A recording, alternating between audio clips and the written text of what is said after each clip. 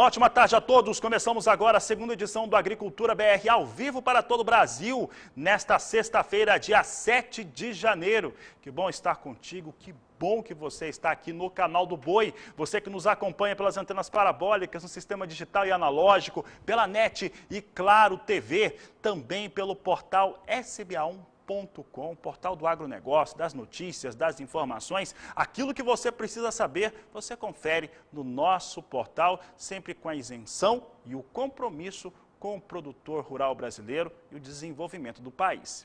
Você também acompanha o Agricultura BR ao vivo pelo Facebook do Canal do Boi e dezenas de páginas que levam o nosso programa, que replicam o sinal do Canal do Boi lá no Facebook. Obrigado pela participação de todos. E é claro, a Neo TV, uma TV por assinatura aqui no Brasil e no Paraguai também. Sejam todos bem-vindos. Que bom estar, como eu disse, mais uma vez contigo aqui.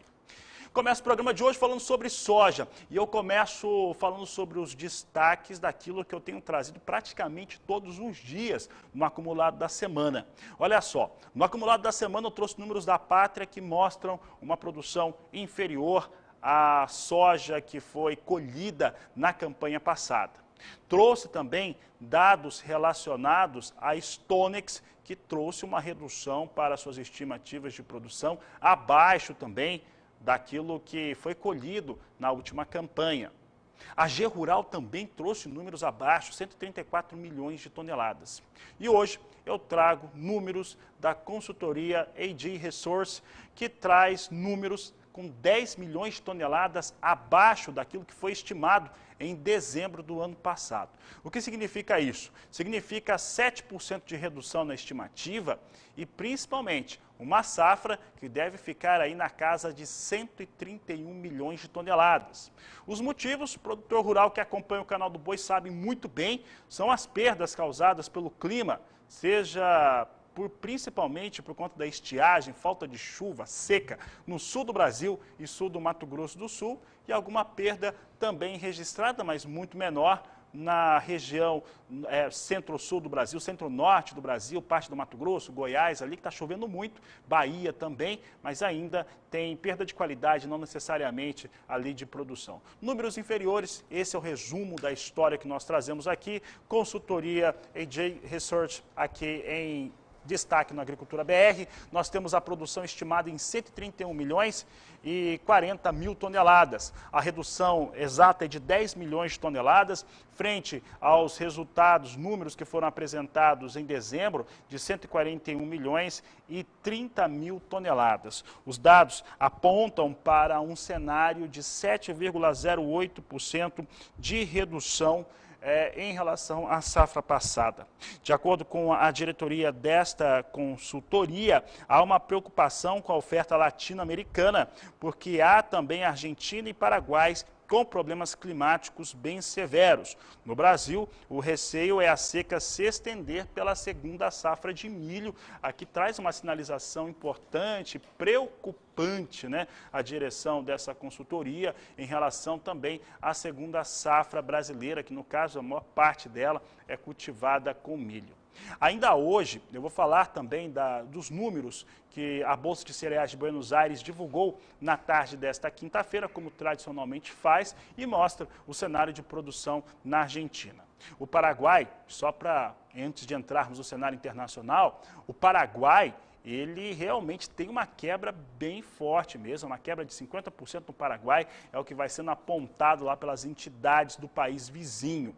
Ressalto que na semana que vem nós temos números importantíssimos para o mercado. Conab apresenta na terça-feira os dados em relação ao levantamento de safra no Brasil. A gente espera que a Conab ela já precifique, né, traga para um cenário uma estimativa menor de produção de soja no Brasil. Às vezes a Conab demora um pouco mais para fazer isso. E vamos ter na quarta-feira os dados do Departamento de Agricultura norte-americano para o seu relatório de oferta e demanda. Falo agora a respeito de soja na Bolsa de Chicago. Olha só, o que os números vão nos trazendo?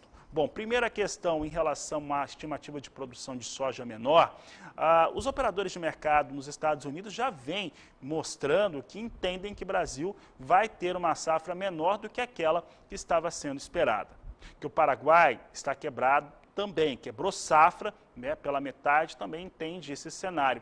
E que a Argentina tem uma safra menor, para você ter uma ideia, a Argentina vai reduzir de 49 milhões de toneladas, que já não era uma safra boa na campanha passada, para 43 milhões e 100 mil toneladas na safra atual. Portanto, reduz bastante, mas é algo que já estava sendo visto pelo mercado. Nós tínhamos há pouco soja em Chicago com redução. Você acompanha comigo agora como é que vem soja? E soja agora inverte e começa a operar acima da estabilidade, estável ou com alguma alta, pequena alta aqui na posição de março, vindo a 13 dólares 88 centes mais 4 o bushel, alta de 0,09%. Maio, 13 dólares 96 centes mais 6 o bushel, com ligeira alta de 0,05%, já dentro da estabilidade. Julho, estável em 0,04% de alta, com 14 dólares 1 cente mais 2 o bushel. E agosto, estável com menos 0,02% a 13 dólares 82 centes o bushel. São os negócios que eu destaco agora no Agricultura BR, que você acompanha todas as informações por aqui. Aquilo que é importante para o seu negócio, você sempre vê por aqui no canal do Boi. E eu falava do levantamento da Bolsa de Cereais de Buenos Aires. Como tradicionalmente ocorre, na quinta-feira à tarde, a Bolsa de Cereais divulga esses dados. Trata-se do Panorama Agrícola Semanal. E ele trouxe o andamento da semeadura da soja na Argentina, confirmou suas estimativas de produção e principalmente dois dados que eu considero muito importantes.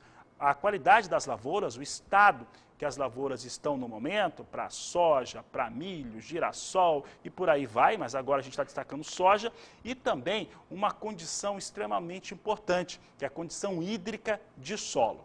Como eu disse, a Argentina está com uma estimativa de 43 milhões e 100 mil toneladas de produção, de acordo com a Bolsa de Cereais. Vamos ver os dados agora também de como que está a semeadura da soja lá na Argentina. Nós temos aqui, portanto, a confirmação de 43 milhões e 100 mil toneladas. Esse é uma das três piores safras em termos de produção na Argentina dos últimos 13 anos. Então a Argentina só teve números inferiores a esse quando a quebra foi realmente muito expressiva. Semeadura da soja lá na Argentina atinge nesse momento 14 milhões 320 mil hectares, ou 86,8% de um total de 16 milhões e 500 mil hectares, que é exatamente o cenário que nós temos aí de projeto, né, daquilo que se planeja cultivar nesta safra. Então a Argentina vai se encaminhando para o final da sua semeadura da soja. Uma soja que vai sofrendo com a falta de chuvas também. Tem uma realidade muito parecida com a do Rio Grande do Sul, pelo menos parte da Argentina tem uma realidade muito parecida no ponto de vista hídrico e das precipitações de chuva. Isso faz com que eles tenham ali um desempenho um pouco pior do que a gente tem visto nos últimos anos, exatamente por essa questão. Nós vamos ver agora o quadro da qualidade das lavouras da Argentina de soja, e há uma piora frente à semana anterior, mas ele vem melhor do que a safra passada. Veja só os dados aqui, os números que eu destaco. Em boas condições, na Argentina, lavouras de soja, 48% em boas condições, 39% em condições regulares, em condições ruins, 13%. Vem para cá um pouquinho.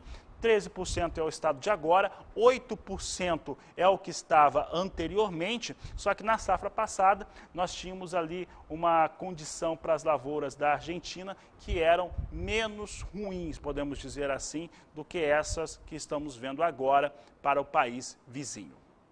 Agora eu falo sobre a condição hídrica na Argentina. Condição hídrica é extremamente importante porque ela mostra qual que é a quantidade de água que tem no solo. Nós temos aqui, de acordo com a Bolsa de Cereais de Buenos Aires, 58% em condições adequadas, em condições de regular até seca, 42% na Argentina. Cenário pior do que numa semana antes, mas ele é um cenário que ele é inferior, né? Tem uma situação aqui melhor do que aquela que se via no mesmo período do ano passado. São os dados aqui que nós trazemos sobre as condições da soja na Argentina. Essas condições de soja na Argentina são muito importantes no momento, e é por isso que nós vamos trazer cada boletim, cada quinta, sai na quinta tarde, sexta, na hora do almoço, e de manhã nós trazemos para você os dados da Argentina, porque neste momento o mercado está muito de olho aí nesses números, é onde pode haver mudança, é onde pode haver quebras mais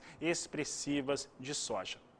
Por aqui eu destaco agora como é que vem o dólar. Você acompanha comigo a moeda norte-americana em tela. Nós temos aqui dólar a R$ 5,64 mais 9. São os negócios que eu destaco com dólar em queda de 0,53%.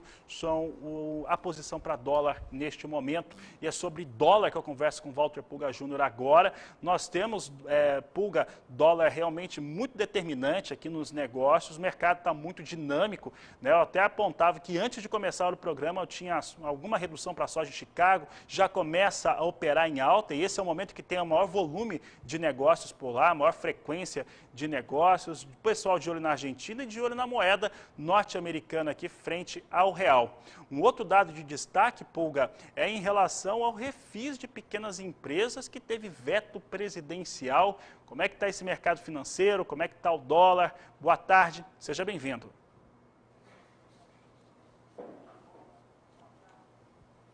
Boa tarde a você, boa tarde a todos. Você lembrou muito bem, né? O dólar vem em queda, mas nós temos alguns problemas ainda aí entre o executivo e o legislativo sobre renegociação de dívidas de pequenas empresas. Nós veremos isso já já. Agora é importante frisar que o dólar está cedendo não apenas frente ao real. Ele cede também, perde valor hoje frente a outras moedas do mundo. E por que isso ocorre? É que os Estados Unidos criaram 199 mil novas vagas de trabalho em dezembro, de acordo com o relatório de emprego divulgado nesta sexta-feira pelo Departamento de Trabalho lá nos Estados Unidos. O que isso significa? Significa que a criação de vagas, 199 mil, veio muito abaixo do que o mercado esperava. O mercado esperava em dezembro a criação de 400 mil novas vagas.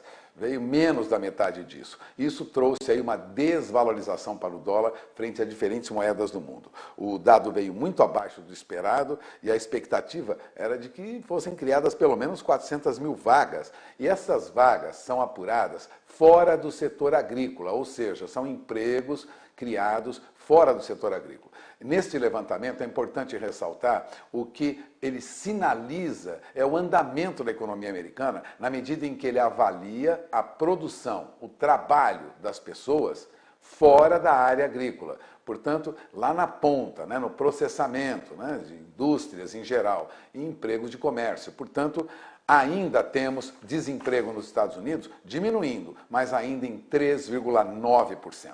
Estava em 4,2%, caiu para 3,9%, mas a projeção era de que deveria ser bem menor nesse período. Por isso, o dólar cai frente ao real nesta sexta-feira e frente a outras moedas também. Veja, o dólar index também vinha em baixa agora há pouco. Dólar index, nesse momento, eu acompanho aqui pelos painéis da Bolsa Brasileira de Mercadorias, cai 0,40%, volta à faixa de 95 mil pontos, 95.945 pontos. Estava acima de 96 mil pontos, o que significa que o dólar está enfraquecendo um pouco também diante de moedas fortes do mundo, como o dinheiro japonês, como o florim, como a libra e também como o euro. Portanto, se o dólar perde valor frente a outras moedas, não seria muito diferente aqui no Brasil. Não significa, no entanto, que há alguma recuperação no Brasil. Mas vale lembrar, Fabiano, importante que o produtor reflita que o que está ocorrendo nos Estados Unidos é uma movimentação já mostrando a intenção do Federal Reserve em subir a taxa de juros em março.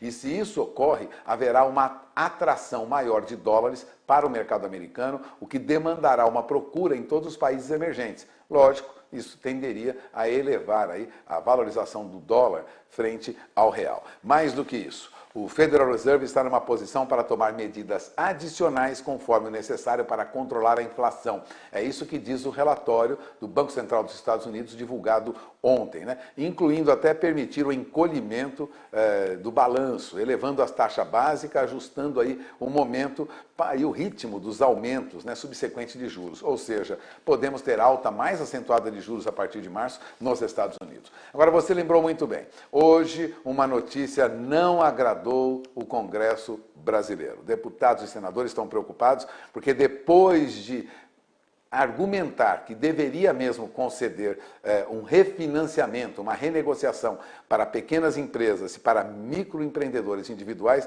o presidente Jair Bolsonaro voltou atrás e acatou a recomendação do Ministério da Economia. Ele vetou integralmente a renegociação, o parcelamento dos débitos tributários de micro e pequenas empresas e também de microempreendedores individuais, os conhecidos MEIs, né?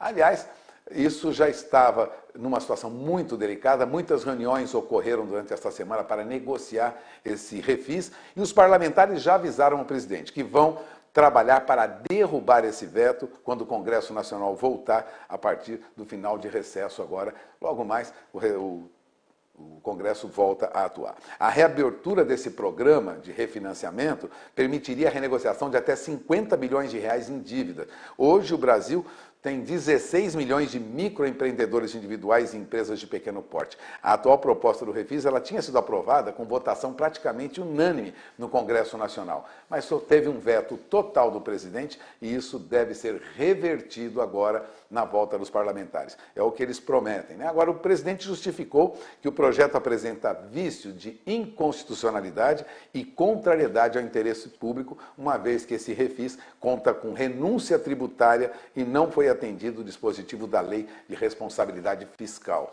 Bom, como o presidente já sinalizou durante esta semana, se os parlamentares assumirem a responsabilidade pelo aumento de gastos, por renúncia de arrecadação, aí a situação é outra. Não seria ele o responsável por ter aprovado, né, essa renegociação. Fabiano, situação difícil. Começamos o ano com alguns problemas. É com você. Obrigado, Walter Pulga. Uma boa tarde a você. Por aqui eu sigo trazendo informações sobre o mercado de soja. Você viu que o dólar vai reduzindo, tem ali um cenário melhor em relação ao nível de desemprego nos Estados Unidos. Isso traz um termômetro diferente.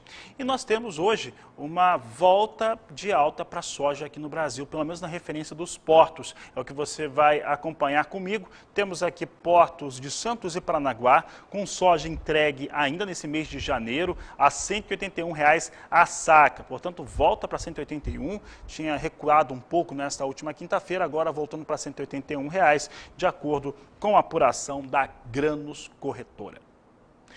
E a seguir no Agricultura BR eu falo a respeito de arroz, de previsão de tempo e de clima. A questão do arroz, você vai entender o que vem ocorrendo por lá, porque está tendo dificuldade com irrigação. Claramente os rios que abastecem esse processo estão sendo muito afetados pela seca, o que coloca em risco a produção de arroz no maior estado produtor do país. É assunto de logo mais aqui no Agricultura BR. Você aproveita para entrar em contato conosco através do nosso WhatsApp 67991733737. Eu volto já. E olha, a estiagem que tem assolado principalmente o sul do Brasil e sul de Mato Grosso do Sul tem provocado perdas muito severas. No estado do Rio Grande do Sul, durante essa semana, você já viu os efeitos dessas perdas em relação à produção de soja, de milho. Conversamos com os responsáveis, observamos como é que vem um cenário já irrecuperável, dependendo aí da cultura e da região do estado do Rio Grande do Sul. Mas não é apenas soja e milho que vem sofrendo com esse processo. O arroz, que é uma cultura fundamental para o consumo interno brasileiro, e eu posso até dizer para os índices inflacionários também, vem sofrendo com esse cenário. O arroz irrigado vem passando também por uma limitação de produção por conta dos rios, lagos que são utilizados ali para fazer a irrigação, que estão padecendo aí com a estiagem.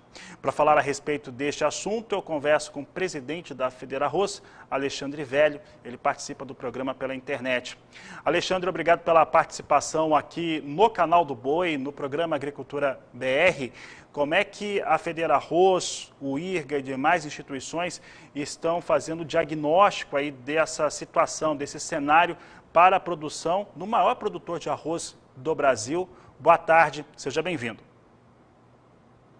Boa tarde, Fabiano. Um prazer falar contigo e com os telespectadores do canal do Boi. Sim, a Federarroz está fazendo um levantamento junto com o IRGA, junto às principais regiões produtoras do estado, para verificar a real situação e poder dimensionar aí o tamanho do problema. Algumas regiões, como a região central, principalmente, a região da fronteira oeste e também a região da Campanha, estão com os níveis das barragens, dos rios, abaixo aí do que normalmente teríamos que estar, e isso vem forçando muitos produtores, Fabiano, a até escolher as áreas que vão irrigar. Então, existem produtores que plantam, por exemplo, 100 hectares, que estão tendo que dar preferência por 70, 80 hectares e abandonando já uma parte da sua área para não ter um comprometimento aí do total da área e sim de apenas uma parte. Então isso preocupa, porque nós temos aí um cenário no arroz de aumento de custos de produção nesta safra e nos obriga então a ter excelentes produtividades para poder enfrentar esta questão do custo. E a falta de irrigação, ela compromete, não se sabe ainda o quanto é esse comprometimento, é um pouco cedo ainda para se falar em números, mas certamente a expectativa já é de um número menor de produtividade com relação ao ano passado, onde o Rio Grande do Sul produziu 9 mil quilos por hectare em média, e lembrando sempre, como tu bem comentaste, que o Rio Grande do Sul ele é protagonista aí na produção brasileira, representando 70% da produção nacional. André, em relação às questões hoje enfrentadas no campo pelos arrozeiros, você falou a respeito do custo de produção. Nós temos um custo de produção mais alto, generalizado para as áreas de produção, para o produtor rural brasileiro de uma maneira geral. O que mais tem impactado? Tem essa preocupação com a estiagem, com os efeitos da estiagem, como que ele está administrando também essa irrigação sobre as áreas de arroz, mas especificamente para esse produtor, os custos de produção, como que eles estão neste momento aí para a campanha, para a temporada 2021-2022 de arroz? O reflexo maior do impacto do aumento de custos não é nesta safra. Esta safra nós temos um aumento aí de 10 a 20% pelo menos no custo, porque a maioria dos produtores, até por orientação da Federarroz, elas anteciparam a aquisição de fertilizantes, por exemplo.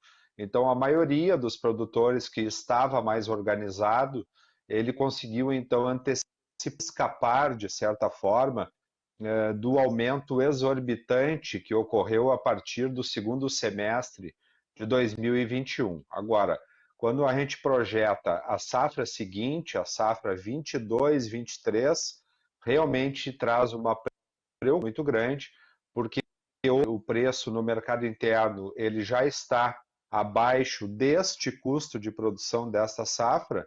Então, quando nós projetamos o aumento para o ano que vem, realmente preocupa muito, e isso obriga, Fabiano, na verdade, o produtor a buscar alternativas. Uma boa parte dos produtores de arroz já vem plantando soja, já existem pelo menos aí 400 mil hectares no Rio Grande do Sul, somente na metade sul do estado, que é tradicionalmente a região do arroz. Já existem então em torno de 400 mil hectares plantados com soja. E o caminho é exatamente esse, diversificar a produção, não depender só do arroz e fazer uma rotação de culturas com a soja, o milho que agora está com sérios problemas aqui no estado, mas também a pecuária. Então, este sistema de produção, ele na verdade aumenta a fertilidade do solo e no seguinte, quando o produtor retorna com o arroz, ele tem condição então de níveis maiores de produtividade, consequentemente custos menores. Então o caminho, na verdade, passa pela diversificação e a intensificação do sistema de produção. Tá certo, Alexandre. Alexandre, eu quero agradecer a sua participação aqui no Agricultura BR, no canal do Boi. Obrigado por estar aqui conosco nesta entrevista e falar um pouco a respeito de como está essa produção de arroz aí no Rio Grande do Sul. Obrigado, Fabiano, pelo espaço. Um feliz ano novo para ti e para todos os nossos telespectadores. Um abraço. Obrigado, Alexandre Velho, presidente da Federa Arroz, falando sobre essa questão tão importante. Eu sempre, quando falamos de arroz e feijão, nós temos um cuidado maior, não só sobre o aspecto de produção, de campo, da cadeia produtiva em si, mas aquele final da cadeia produtiva, o consumo, são produtos que são colocados no mercado interno brasileiro e trazem todos os tipos de impacto para a população, principalmente quando falamos do índice inflacionário. E eu sigo falando a respeito, de certo modo, de clima. Eu falava de estiagem no Rio Grande do Sul, os efeitos sobre a produção de arroz. Nós vamos falar agora sobre a questão de falta de chuvas. As regiões aí que não estão sendo atendidas por uma chuva melhor, por uma compensação em relação a essa seca. E para falar a respeito de como que fica a previsão do tempo, nós vamos conversar agora com Renata Ferreira, que nos traz as informações do quadro Agroclima. Renata, boa tarde, seja bem-vinda.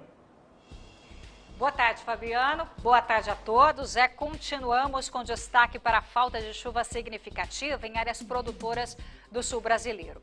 A região passa por um longo período de estiagem, principalmente o Rio Grande do Sul. As áreas mais críticas são o centro-norte e noroeste do estado gaúcho. Vários municípios já decretaram situação de emergência. As chuvas que ocorrem são irregulares e abaixo da média, o que já causa prejuízos às culturas. Ao longo desta semana, a chuva veio um pouco mais volumosa, atingiu a faixa leste dos estados do Paraná, também Santa Catarina.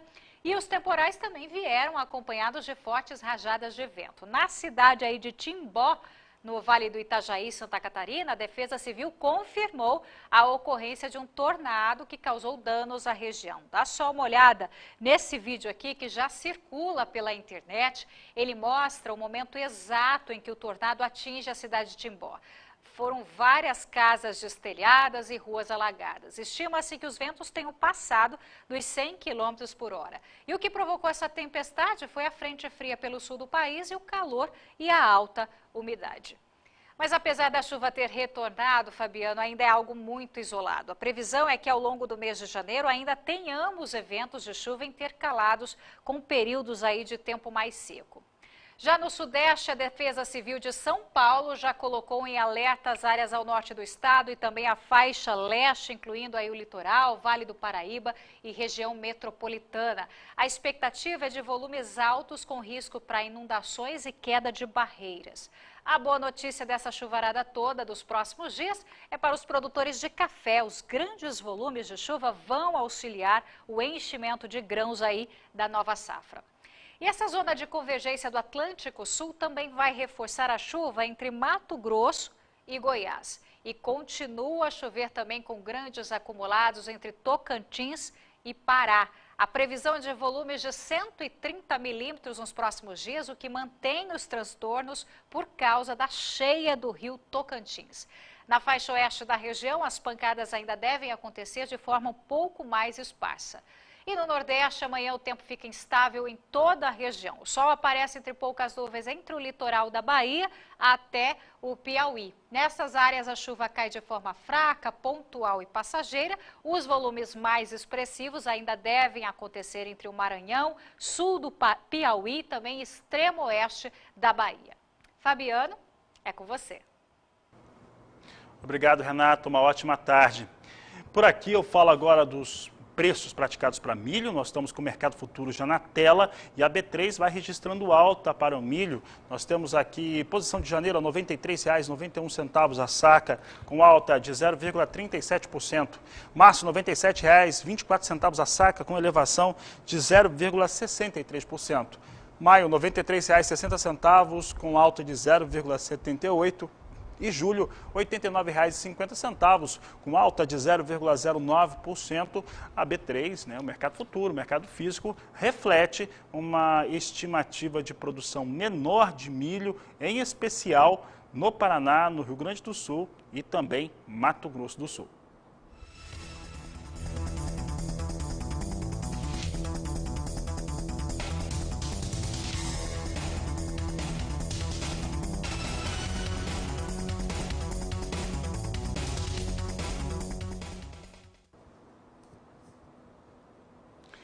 Bom, e vamos falar agora um pouco a respeito do estado do Paraná, a situação de produção de quem está trabalhando na terra, está preocupadíssimo com esse cenário que a Renata Ferreira acabou de destacar, de pouca chuva, estiagem que segue, perdas no campo. Vou falar também de uma das maiores feiras do Brasil, Show Rural Copavel, e para falar a respeito deste assunto, eu vou conversar agora com Rogério Rizardi, ele que participa do programa conosco e fala um pouco a respeito destes temas. Rogério, obrigado por estar conosco mais uma vez aqui no canal do Boi, no Agricultura BR.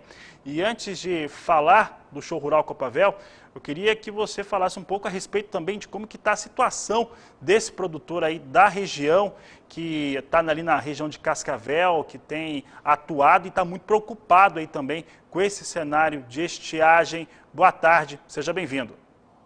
Boa tarde, Fabiano. Boa tarde a todos os ouvintes do programa da Agricultura BR.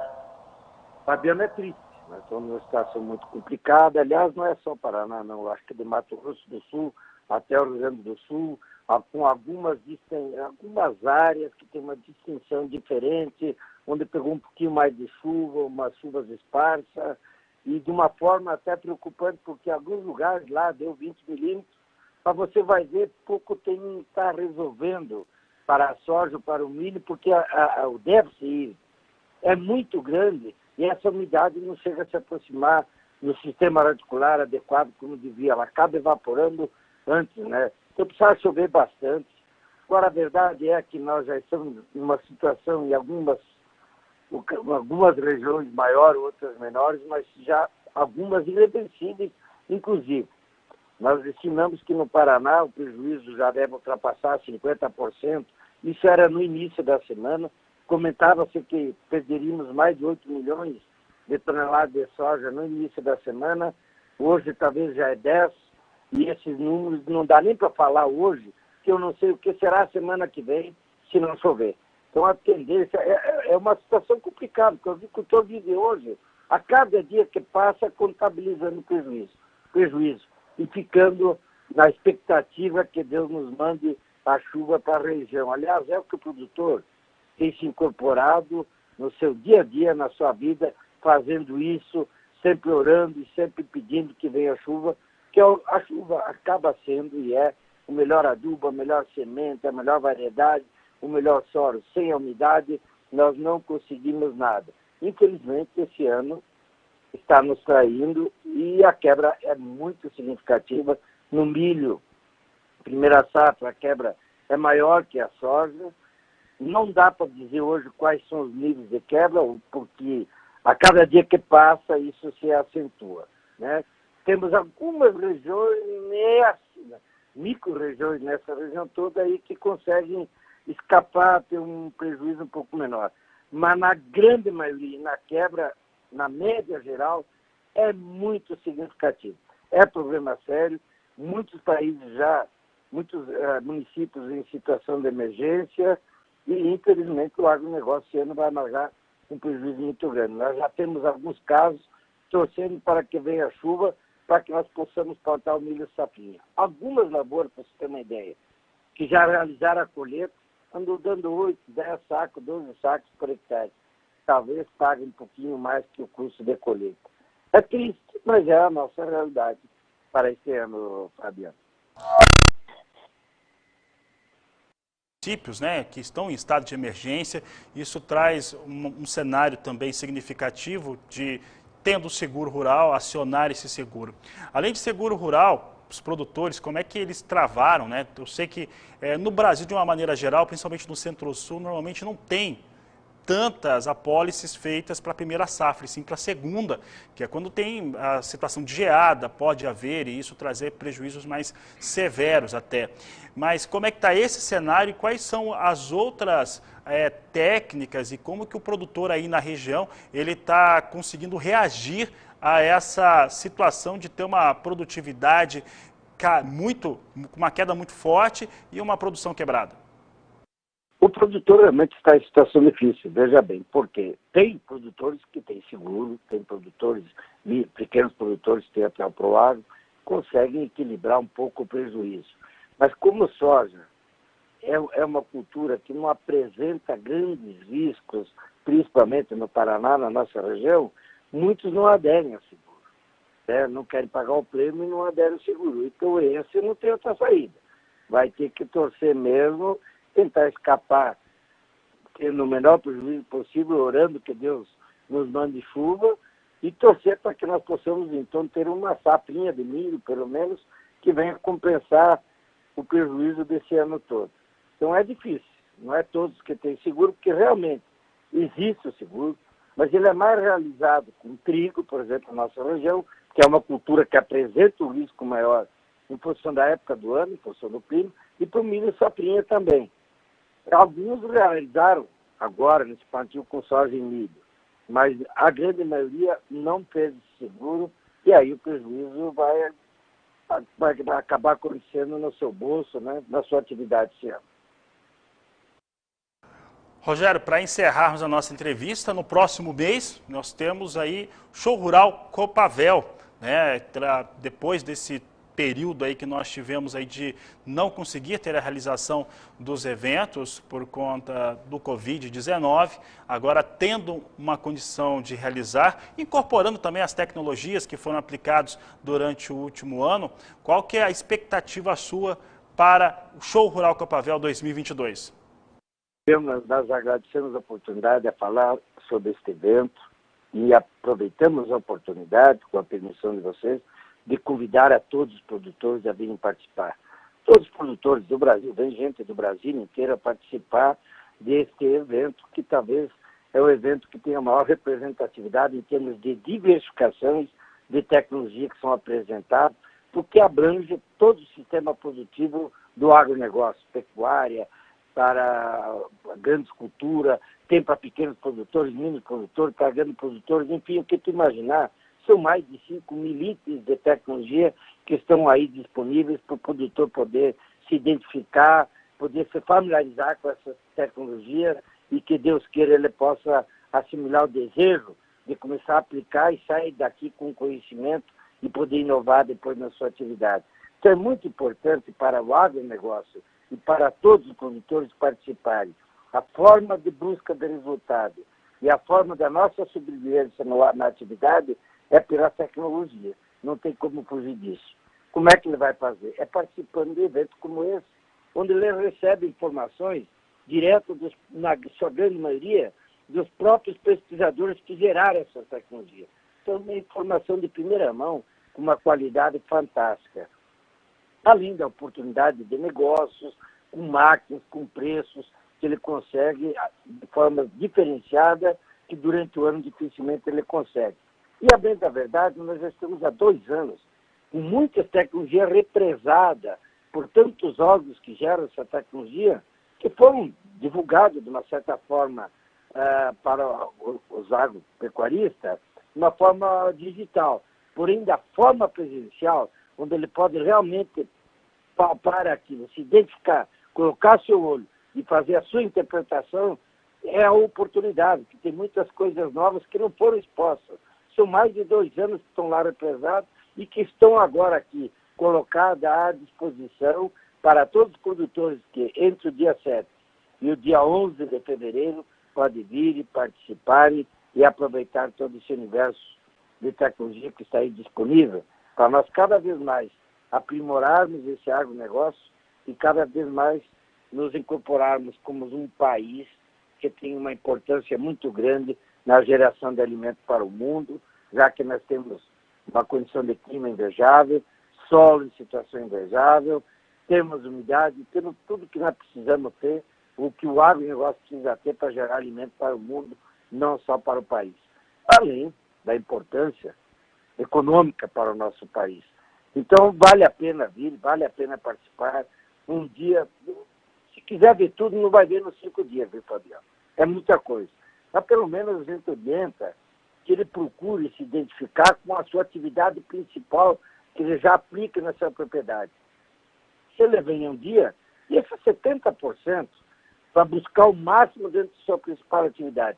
Mas deixa também 20% ou 30% do tempo para girar no parque, porque quem sabe nisso ele não consegue visualizar uma outra oportunidade aproveitando a própria infraestrutura que eles já têm, agregando renda na sua propriedade. É dessa forma que a gente consegue evoluir em qualquer atividade, não só no agronegócio.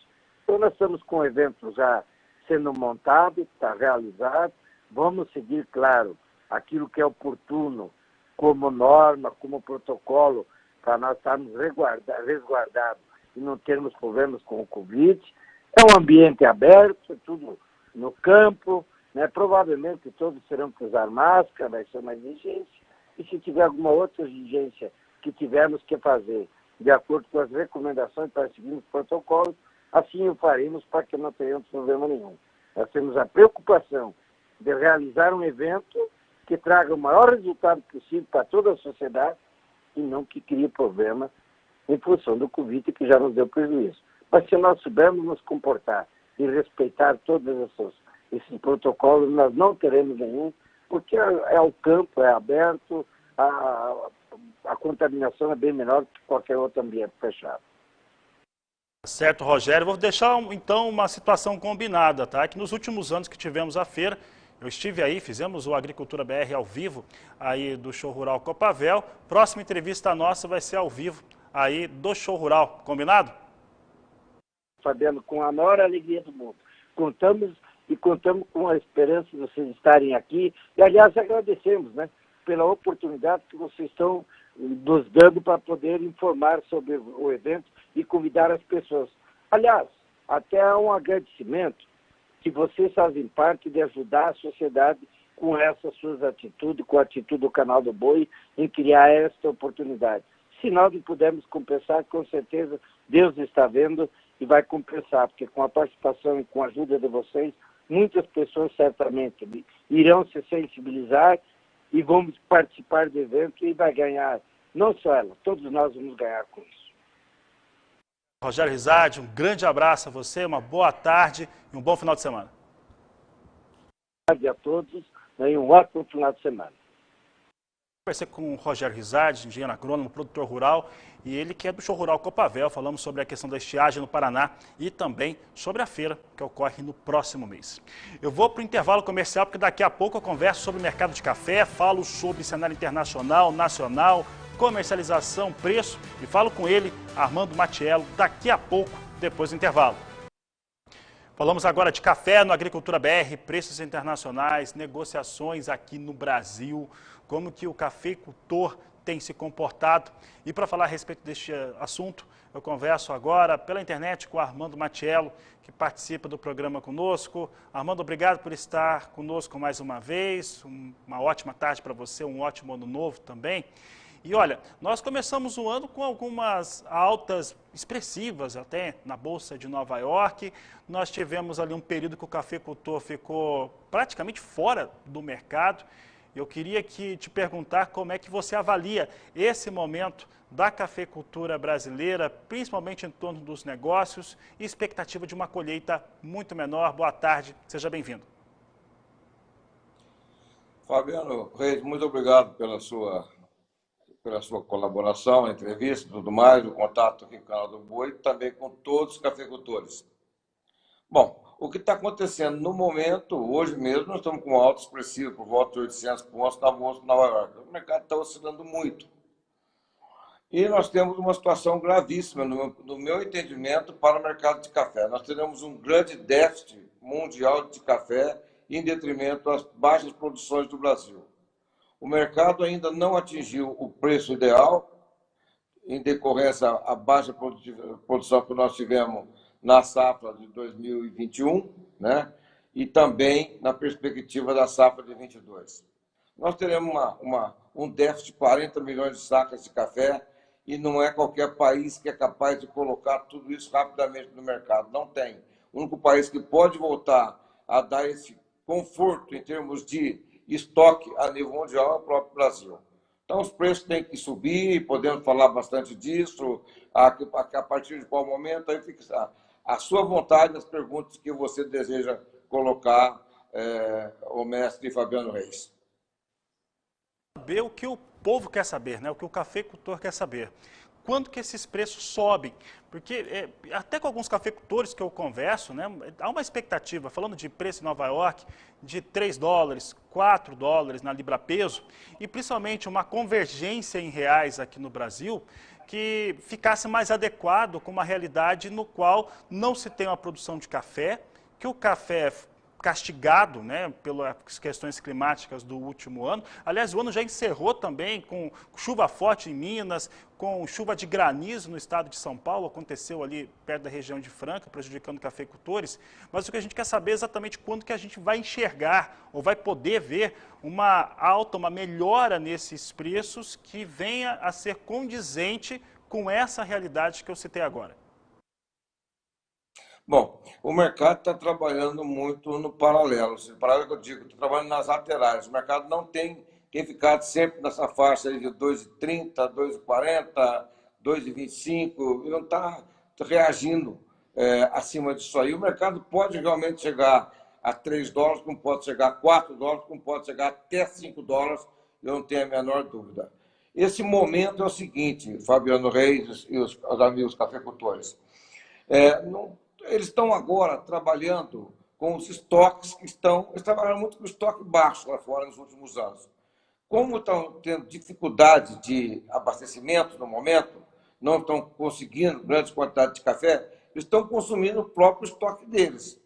Ontem mesmo falei com uma companhia de torrefação na Espanha, eles já estão encontrando dificuldades de ter matéria-prima à disposição. Ou seja, eles não estão nem abrindo novos clientes para priorizar os clientes tradicionais. Então, o momento que isso deve ocorrer, é difícil você acertar na mosca, vamos dizer assim. Mas isso vai acontecer a qualquer momento. Por quê? A nossa exportação de café do ano passado, de julho do ano passado até janeiro desse ano, foi 24 milhões de sacas de café. Esse ano, por volta de 18 milhões de sacas de café, no mesmo período, né? De julho até agora. Então, já tem um déficit na exportação de 6 milhões de sacas. Como nós colhemos 47 milhões de sacas de café, 47,7, segundo a Conab, e nós tomamos ou consumimos interno 22 milhões de sacas de café, deve sobrar 25, 26 milhões de sacas de café para exportação. Mas nós não sabemos o carry-over, porque até agora o Ministério da Agricultura não divulgou o carry-over, ou seja, o estoque que deveria ter divulgado em 30/5. Não divulgaram. Portanto, a tendência agora, no momento, é diminuindo as exportações. Como já diminuiu 6 milhões de sacas de café nesse período, né, curto, está diminuindo praticamente 1 milhão por mês, a tendência é diminuindo cada vez mais. E os estoques lá fora estão cada vez diminuindo mais. Então, com isso, vai chegar um momento que não vai demorar muito, no meu entendimento, agora no mês de janeiro, mesmo, fevereiro, março, serão os meses que culminarão em preços muito altos de café. Eu não tenho a menor dúvida que nós teremos aumento de preço de café dentro dos próximos 60, 90 dias. Hoje mesmo o mercado deu uma boa arrancada. Mas acertar o dia precisamente é muito difícil, né, meu amigo? Os cafeicultores me perdoam, mas eu não tenho essa sensibilidade, ninguém tem essa sensibilidade. Armando, para poder dizer o dia. Armando, em relação aos operadores de mercado, principalmente no cenário internacional, porque isso acaba mexendo, claro, com a comercialização aqui do cafeicultor brasileiro. Em relação aos fundos, aos operadores de maneira geral, você acredita, assim como a gente vê e já viu em várias outras culturas, outros produtos que são negociados, uma espécie de formação de preço? É possível que esses operadores tenham, de certo modo, estabelecido um teto em relação ao café e estão tentando sustentar esse teto por o maior tempo possível? Isso seria uma situação viável? Eles não vão conseguir segurar. Quando falta mercadoria, não tem jeito. É o que vai acontecer com o café. Vai faltar café. Isso é fato. Porque nós colhemos 47 milhões de sacas de café no ano passado, e esse ano nós não passamos de 36 a 39 milhões de sacas. Calcula, para quem precisa de pelo menos 62, 65 milhões de sacas de café, com duas produções tão baixas. Então, por isso que eu falo que vai ter um déficit de 40 milhões de sacas de café. O que está acontecendo é o seguinte, eles estão fazendo o possível e o impossível para segurar o preço de café nessa faixa que está aí. Por quê? O que acontece é que eles fazem os hedges, ou seja, fazem as travas de preço do mercado futuro. Os grandes operadores, os grandes traders, as grandes cooperativas. Isso tem que fazer um ajuste diário. Esse ajuste diário já está em 22 bilhões de dólares. Calcula o tanto que o café subiu, o tanto que o café estava muito baixo, estava com preço ridículo, miserável. O café subiu e eles tiveram que fazer esse ajuste. Então, o que eles estão fazendo?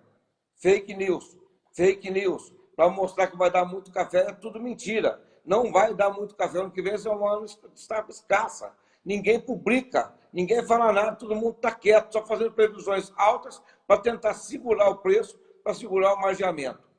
Por quê? Se o preço subindo, indo para 3 dólares, 3 dólares e 50, 4 dólares, eles vão colocar aí 40 bilhões de dólares para poder fazer os ajustes. Isso pesa muito. O banco está correndo risco. E banco não gosta de risco. Tá certo? Então, essa é a situação atual. Então, o que está acontecendo? O mercado externo está enxugando todo o estoque possível e impossível. Estão consumindo tudo que eles têm lá. Agora, todo mês está espremendo a exportação do Brasil, como de outros países também que estão com problemas climáticos. Então, meu amigo, não adianta, a corda está esticando, mas não vai ter jeito de segurar. Os bancos que me perdoam, eles salvem os clientes deles, ou os próprios bancos também vão entrar em bancarrota. Então, eles vão continuar tendo que marjar. E esse marjamento vai começar de novo a partir de 2,50. Todos os dias tem que fazer o marjamento, claro, mas a partir de 2,50, chegar a 3, chegar a 3,50, o volume de marjamento vai aumentando muito, em termos de bilhões de dólares para fazer esse marjamento.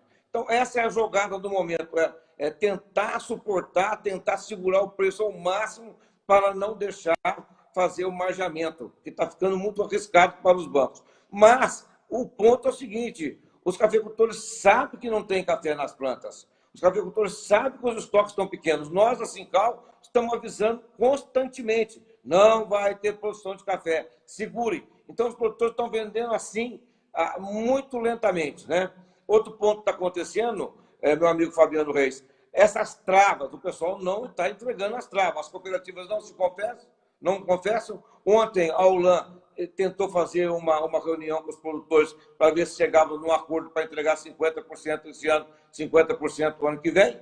Não saiu acordo nenhum. Os cafeicultores não têm café. Não adianta. Nós precisamos de café também. O produtor está numa situação também difícil, porque ele vendeu café muito barato nos últimos tempos. E agora o preço está assim, mais ou menos, mas não tem café. O preço vai subir muito, mas não tem café.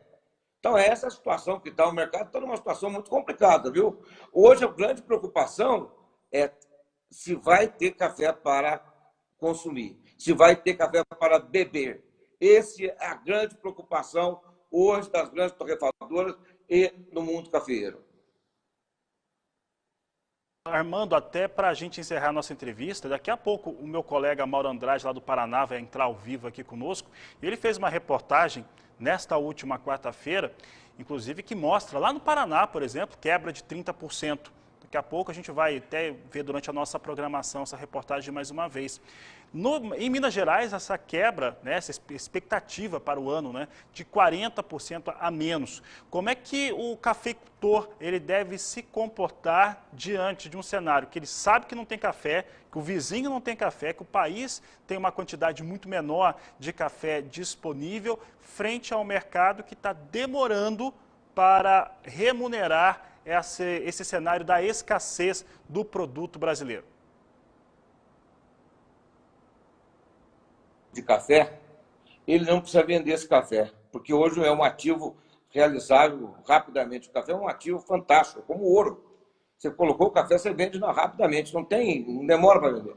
Então, vai no banco e financia esse café, não precisa vender. Tem banco financiando café até R$1.000. Pega um café arábica, o café Conilon está financiando até R$600, R$700. Pega o café, pega o recibo de depósito, que é muito importante ter o recibo de depósito na mão. A classificação vai no banco e financia o café. Ou vende, assim, pouco a pouco, vende no pingado, como se diz no campo, tá certo? Vende pouquinho, simplesmente para satisfazer as necessidades básicas da alimentação do produtor, o pagamento dos impostos, do pagamento da alimentação, dos funcionários, essas coisas básicas. O cafeicultor tem que estar agora ciente que tem pouco café e ele tem que vender compassadamente, vender devagar. Nós temos que falar a verdade para o cafeicultor. A hora que tiver bastante café, nós vamos falar o que tem que ser feito. No momento, vender muito devagar ou não vender. Financiar o próprio café. Você pega o dinheiro, o café fica no estoque, fica na pilha. E nada de fazer travas, pelo amor de Deus. Tem gente perdendo R$1.000 por sacas nas travas que eles fizeram. Qual é a responsabilidade que essas cooperativas vão ter com relação a esses produtores? Amarraram o cafeicultor, Fabiano, tudo quanto é jeito, pegaram os documentos mais, assim, difícil de você fazer defesa jurídica. As cooperativas estão rodeando os cafeicultores, colocando no cabresto, com garantias, com avais, com tudo mais, pegando terra em garantia, e agora quer que entregue o café. Se o cara não tem o café, como vai fazer? Ainda perdendo R$1.000 por saco. Olha que confusão que está virando isso aí. É um absurdo, sim. E nós estamos aqui para defender os cafeicultores. Ontem mesmo eu fiz uma orientação como tem que ser feita a defesa do cafeicultor. A defesa jurídica. Ele tem que se defender. Como é que ele vai passar fome? Muito bem, Armando. Armando, quero agradecer a sua participação aqui no Agricultura BR, no canal do Boi, mais uma vez. Desejo um ótimo ano a você. A gente vai ter que continuar falando muito mais em outras oportunidades a respeito desse cenário, porque o cafeicultor segue sofrendo com a mesma situação. Obrigado pela entrevista. Muito obrigado, Sincal. Agradeço muito obrigado, Fabiano Reis. Uma boa tarde. Eu conversei com Armando Matiello, presidente da Sincal. Olha, vou trazer para você agora os números em Nova York. A gente falou de preço em Nova York. Veja comigo como é que vem café em Nova York agora. Vai apresentando alta. Nós temos alta aqui na posição de março de 3,28%, $2,39 mais 30 libra-peso.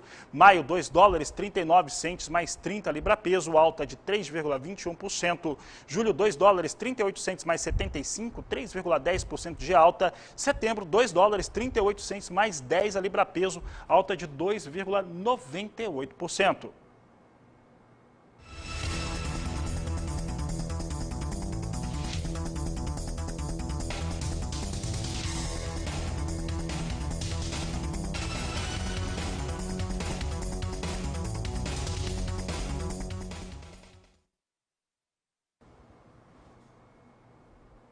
Sigo trazendo números do café. Vamos acompanhar agora como é que vem a referência no mercado futuro do café robusto na Bolsa de Londres, plataforma Life, hoje em recuperação depois de 2 dias seguidos de queda. Aqui eu lembro que nós temos preços em dólar e tonelada. Posição de janeiro, $2.460 a tonelada, alta de 1,36%. Março, $2.316, com alta de 0,39%.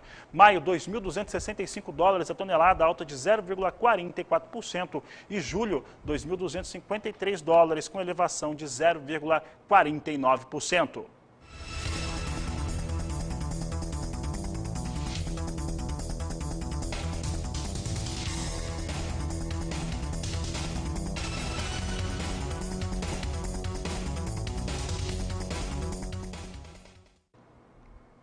Dólar comercial, o assunto de agora no Agricultura BR. Você acompanha na tela comigo como é que vem a moeda norte-americana. Hoje nós temos recuo para o dólar com 0,55% de queda aqui no Brasil, com R$ 5,64 mais 8. É um reflexo direto de um número de desemprego menor lá nos Estados Unidos. O dólar recua nesta sexta-feira em todo o mundo. Com essas informações, essa edição do Agricultura BR fica por aqui. Nós voltamos logo mais às 16 horas no horário de Brasília. A todos uma ótima tarde e até lá!